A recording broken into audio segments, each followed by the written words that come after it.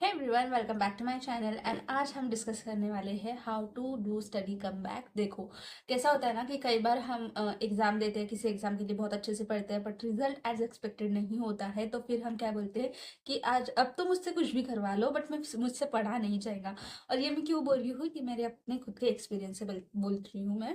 Because देखो, 2023 का जब मैंने यूपीएससी का अपना अटेम्प्ट दिया, उसके बाद में आई वॉज लाइक कि मुझसे कुछ भी करवा लो पर मुझसे पढ़ा नहीं जाएगा बिल्कुल भी। मतलब स्टडी से मैंने जो ब्रेक लिया था उस टाइम पे, कि मैंने कम बैक करने में बहुत ज़्यादा टाइम ले लिया था। सो यस, अगर स्टडी में कम बैक करना है तो कैसे करना है, तो फर्स्ट ऑफ ऑल कि एक्नॉलेज कर लो भाई कि ठीक है, हमने स्टडी में गैप लिया है, हमने ठीक है कुछ टाइम वेस्ट किया है, बट अभी हमें फिर से अपने ट्रैक पे आना है। सो एक्नॉलेजिंग कि आपने स्टडी ब्रेक लिया था, और ये एक्सेप्ट कर देना कि ठीक है हमने टाइम वेस्ट किया है। बिकॉज कैसे होता है ना, कई बार जब हम टाइम वेस्ट करते हैं ना, तो हमारे अंदर एक गिल्ट आ जाता है कि यार मैंने इतना टाइम वेस्ट कर दिया, इतने में तो मैं इतना सारा पढ़ सकती थी या फिर इतना सारा कर सकती थी। तो फर्स्ट ऑफ ऑल एक्सेप्ट करो कि मैंने ठीक है, मैंने ब्रेक लिया था। गिल्ट फील करना बंद कर दो, ठीक है, क्योंकि सबके साथ में होता है, स्पेशली अगर आप स्टूडेंट हो, स्टूडेंट लाइफ जी रहे हो। एंड मुझे ऐसा पर्सनली लगता है कि कोई भी ना ऐसा नहीं होता है कि जो जो पढ़ना बंद कर देता है। आप अगर लाइक बहुत ज़्यादा ओल्ड भी हो रहे हो ना, तो भी आप पढ़ते रहते हो। बिकॉज ये लाइफ होती है, लाइफ हमें लेसन्स पढ़ाती रहती है और हमें पढ़ना ही होता है। तो coming back to the point कि स्टडी में कैसे कम बैक करें, तो ये फर्स्ट हो गया कि अक्नॉलेज करना है अपने मिस्टेक को।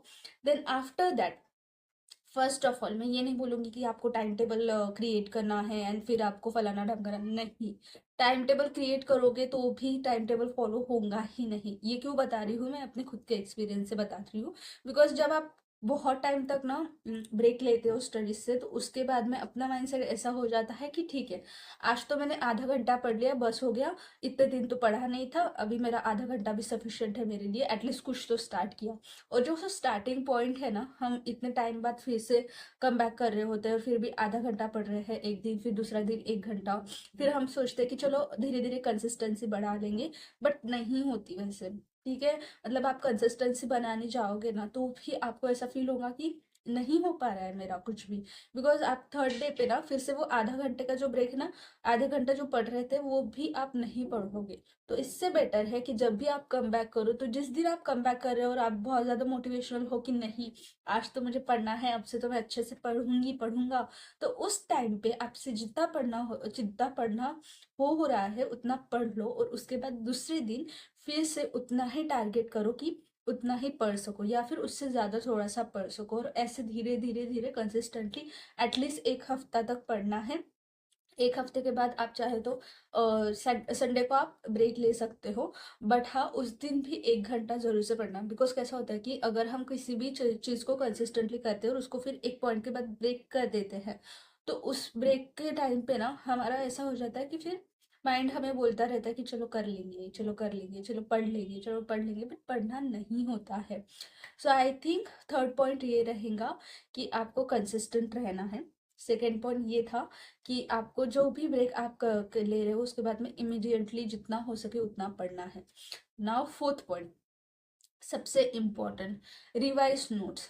मतलब जितना भी हो रहा है आपने पढ़ लिया। अभी मैं क्या सोचती हूँ कि चलो ठीक है, मेरा ना अभी स्टडी कम बैक हो रहा है, तो फिर इतना टाइम हो गया मुझे पढ़ते हुए, तो फिर अभी ऐसा पढ़ते हुए और फिर मैंने ब्रेक ले लिया, तो मुझे ऐसे फिर से स्टार्ट करना पड़ेगा। तो फिर से हम पहले चैप्टर से पहली लाइन से लेके लास्ट लाइन तक पढ़ते रहते, बट नहीं करना है।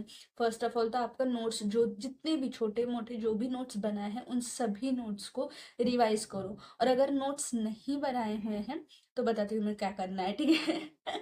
सो यस, तो revise note. Then after that, अगर आपके आपसे नोट्स जो है वो समझ नहीं पा रहे हो, आपके खुद के नोट्स, कभी कभी ऐसा होता है कि नोट्स नहीं समझ में आ रहे हैं, बहुत ज़्यादा शॉर्ट्स नोट्स हो गए या फिर बहुत ज़्यादा समझने के पार हो गए, तो उस टाइम पे चैट जीपीटी कर लेना है। चैट जीपीटी में बहुत ज़्यादा, मतलब कोई भी आप टॉपिक ले लो, आप 10th में हो, 12th में हो, या फिर ग्रेजुएशन में हो, कोई भी चैप्टर ले लो, उसकी समरी आप छोटी सी पढ़ लेना। एक तो टेक्स्ट बुक के पीछे के साइड में भी होती है समरी, कि आप पूरा चैप्टर पढ़ रहे हो, उसके बाद में एक छोटी सी समरी आपको मिल जाती है।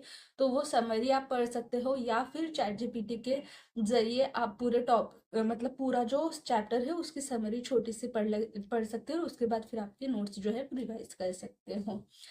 नाउ इसमें ना एक पॉइंट ऐसा ऐसा भी आता है कि अगर हम नोट्स नहीं बनाए तो क्या करना है। तो कई बार ऐसा होता है कि हम पढ़ते पढ़ते ना हाइलाइट्स करते हैं पेन से। एक्चुअली मेरी ये हैबिट है कि मैं 3 पेन से हाइलाइट करती थी, blue blue green and red. So अभी भी करती हूँ बट मोस्टली मेरा ब्लू ही होता है। मैं ऐसे वेरियस कलर्स नहीं यूज़ करती हूँ, बट अगर वेरियस कलर्स यूज़ कर रहे हो तो उसकी भी टेक्निक होती है जो कि मुझे मेरे किसी बड़े ने बताई थी। कि देखो, फर्स्ट जो होता है ब्लू कलर का पेन जो होता है हम फर्स्ट रीडिंग करते हैं। देन होता है ग्रीन कलर का पेन, ठीक है, जिसको हम उससे भी शॉर्ट नोट्स में कन्वर्ट करने के लिए यूज़ करते हैं। देन होता है लास्टली रेड प्लेन, जो कि सिर्फ की हाईलाइट जो होता है उसको ही हाईलाइट करके फिर हम हमारे पूरे चैप्टर को रिवाइज करते हैं। तो यस, ये था नोट मेकिंग का। उसको रिवाइज कैसे करना है या फिर अगर आप पढ़ रहे हो तो उसको नोट मेकिंग कैसे करनी है। नाउ नेक्स्ट पॉइंट कि वेन यू मतलब आ रहे हो अच्छे खासे ब्रेक लेके, उसके बाद स्टडी करने के लिए बैठ रहे हो ना, तो कभी भी ये मत सोचना कि चलो अभी ठीक है, मैंने ये इतना ज़्यादा पढ़ लिया है, इतने दिन तो पढ़ नहीं रहा था या फिर कुछ भी। ऐसे जब जब भी डाउट आते हैं ना, या फिर ऐसा होता है कि कई बार कुछ चीज़ें समझ में ही नहीं आती है, हमें ऐसा लगता है कि बहुत ज़्यादा टाइम हो गया, अभी ये चीज़ मुझे समझ ही नहीं रही, कंसेप्ट ही नहीं कर रही।